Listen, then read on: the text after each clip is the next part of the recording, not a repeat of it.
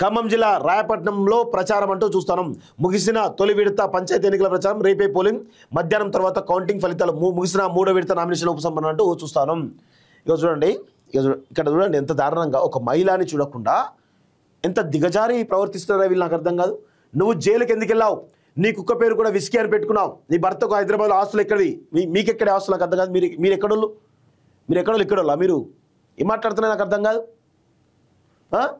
బతుకమ్మ పేరిట కోట్లాది రూపాయలు వసూలట. మరి బతుకమ్మ పేరిట కోట్లాది రూపాయలు వసూలు చేస్తే ఎందుకు మాట్లాడలేదు?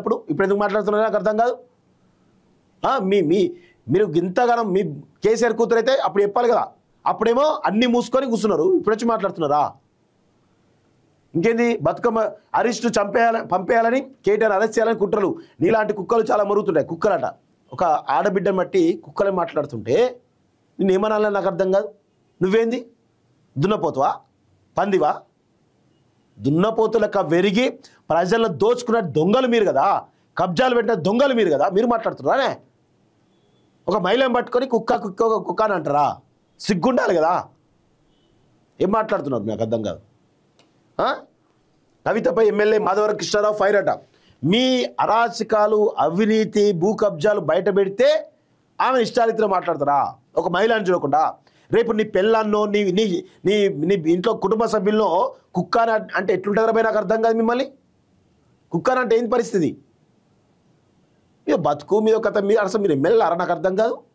ఒక మహిళను పట్టుకొని ఇష్టం వచ్చిన మాట్లాడుతూ ఉంటారు. అంతా చెప్రాస్కర్ ద్వారా ఉన్నారుగా మీరు.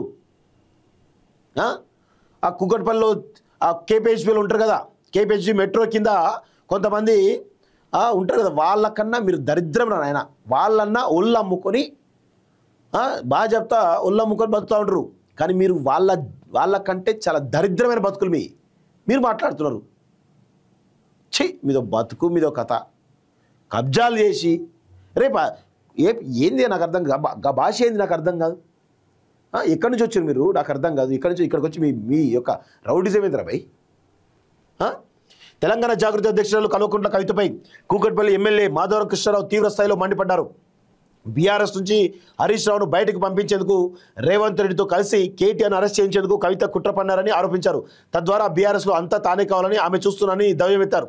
సోమవారం తనతో సహా పలువురు బీఆర్ఎస్ ఎమ్మెల్యే ఉద్దేశించి కవిత చేసిన వ్యాఖ్యలపై మాధవరం కృష్ణారావు మంగళవారం విలేకరుల సమావేశంలో మాట్లాడారు. తమపై ఆరోపణలు చేసే కవిత జైలుకు ఎందుకు వెళ్లారో చెప్పాలన్నారు. ఆమె ఇంట్లో కుక్క పేరు కూడా విస్కీ అని పెట్టుకుని తెలిపారు. తెలంగాణ నుంచి ఢిల్లీ వరకు నీ అవినీతి భాగవతం నాకు తెలుసు. ఢిల్లీలో కేజ్రీవాల్ను నాశనం చేశావు, ఇప్పుడు కేసీఆర్ను కేటీఆర్ బీఆర్ఎస్ నాశనం చేయాలని చూస్తున్నావు. 10 ఏళ్ళు బీఆర్ఎస్ అధికారులు ఉన్నప్పుడు దోచుకు తిన్నావు. 1000 కోట్ల భూకంపకర చేశావు. అప్పుడు తండ్రి పేరు చెప్పుకొని ఇప్పుడు రేవంత్ అడ్డం పెట్టుకుని దందా సాగిస్తున్నావు. నీ భర్తకు హైదరాబాద్ ఆస్తులు ఎక్కడి? బాలనగర్ ఐడిపిఎల్లో సర్వే నెంబర్ 21-22లో 36 ఎకరాల భూమి నీ భర్త పేరిట ఎలా వచ్చింది అని కృష్ణారావు ధ్వజమెత్తారు. బతుకమ్మ పేరిట కవిత కోట్లాది రూపాయల విరాళాలు వసూలు చేశారని ఆరోపించారు. హైదరాబాద్లో సీఎం రేవంత్ రెడ్డికి కూడా లేనంత ఇల్లు ఆమెకు ఉందన్నారు. బెదిరించి డబ్బులు వసూలు చేయడం కవితకు అలవాటని, సో ఈ 4 రోజుల్లో ఎవరెవరికి ఫోన్లు చేశారో తనకు తెలుసని, తెలంగాణ తిరిగే హక్కు నీకెక్కడిది? నువ్వు ఏ పార్టీ కోసం పనిచేస్తున్నావో ప్రజలు గమనిస్తున్నారు. మేము టీడీపీ నుంచి గెలిచాం, నువ్వు అనుకునే పార్టీ నుంచి కాదు. 10 ఏళ్ళలో నేనేం చేశానో కూకట్పల్లి ప్రజలకు తెలుసు, నీ ముఖానికి ఏం తెలుసు? నీలాంటి కుక్కలు చాలా మరుగుతుంటాయి. మరోసారి ఇష్టం వచ్చినట్టు మాట్లాడితే నీ చిట్టా విప్తా, నీ వల్ల ఎంతమంది బలయ్యారో బయట పెడతా అని హెచ్చరించారంటూ చూస్తాను. సో ఇక్కడ విషయం ఏంటంటే సొంత బిడ్డను కూడా కుక్క అని ఆ కుక్కలతోటి మాట్లాడిస్తున్నాడు. కుక్కల కొడుకులంతా కూడా సొంత బిడ్డని కేసీఆర్ సిగ్గుపడవే, నీ బిడ్డను కుక్క అన్నారు. ఎవడాడు? మాధవరం కృష్ణారావు అనేటువంటి దొంగ. నీ కుక్క, నీ బానిస కుక్క కదా వాడు. కేటీఆర్ నీ చెల్లను కుక్క అన్నాడు రా వాడు. ఆ కుక్క నీ పెంపుడు కుక్క. సిగ్గుందారా మీకు? అసలు నాకు అర్థం కాదు. సొంత బిడ్డని సొంత చెల్లెను కూడా కుక్క అని తిట్టిస్తున్నారంటే మీ బతుకులేంద్రా నాకు అర్థం కాదు. మీ బతుకులు మీ కథ నాకు చూస్తూ ఉంటే మాకే ఆవేశం వస్తూ ఉంది. మేము తెలంగాణ ఉద్యమంలో ఆమె కోసం ఆమె తెలంగాణ ఉద్యమంలో పనిచేసినాం ఆమెతో కలిసి. మాకే ఇబ్బంది అనిపిస్తూ ఉంది. సొంత బిడ్డ సొంత చెల్లే కదా మీకు. ఆమెను మీ బానిస కుక్కలతోటి కుక్క అని తిట్టిస్తూ ఉంటే కొంచెం కూడా రోషం లేదా మీకు? అర్థం కాదు. సొంత కుటుంబ సభ్యులను గంత నీచంగా తిట్టిస్తారా? బుద్ధి అనిపిస్తలేదా మీకు?